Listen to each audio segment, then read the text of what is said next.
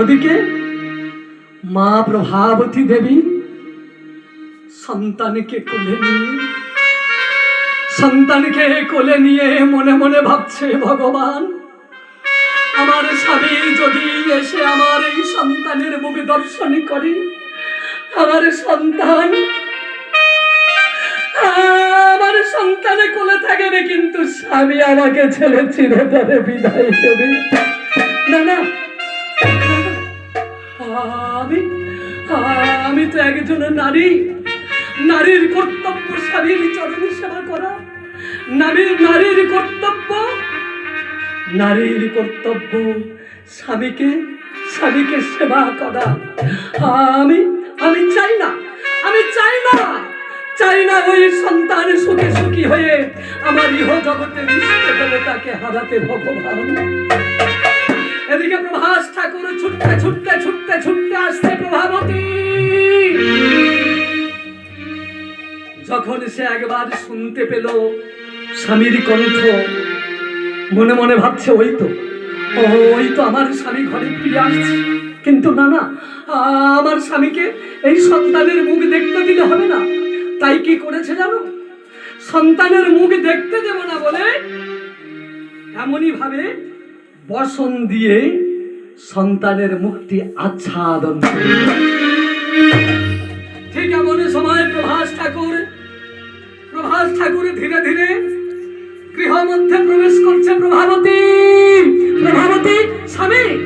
স্বামী গো, না স্বামী না, তুমি এসো না স্বামী, তুমি এসো না। কিন্তু কোনো কথা না বলতেই ঘরের মধ্যে প্রবেশ করলো। যখন ঘরের মধ্যে প্রবেশ করেছে, মা আমার সন্তানকে স্বামীকে দেখতে দেবে না বলে মুখটি আড়াল করে নিয়ে বলছে, স্বামী তুমি এখান থেকে চলে যাও। তাহলে কি প্রভাবতী, তুমি অমন ভাবে ঘুরে দাঁড়ালে কেন? অমন ভাবে আমার সন্তানের মুখটি আচ্ছাদন করলে কেন? বলে, স্বামী গো, তুমি এখন এর মুখ দেখতে পারবে না। বলে, কেন আমার সন্তানের মুখ আমি দেখতে পারবো না?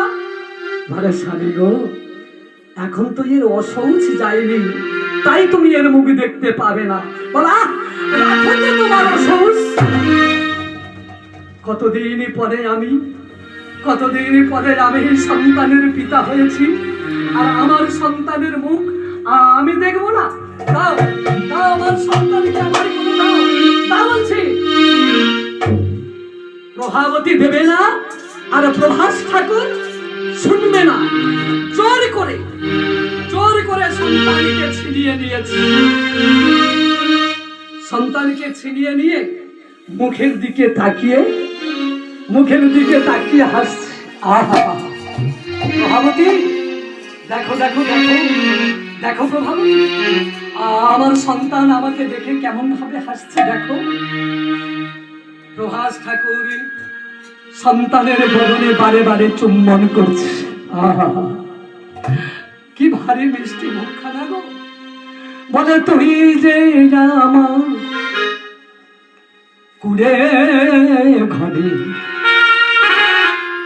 জলে থাকা, তুই যে আমার জলে থাকা।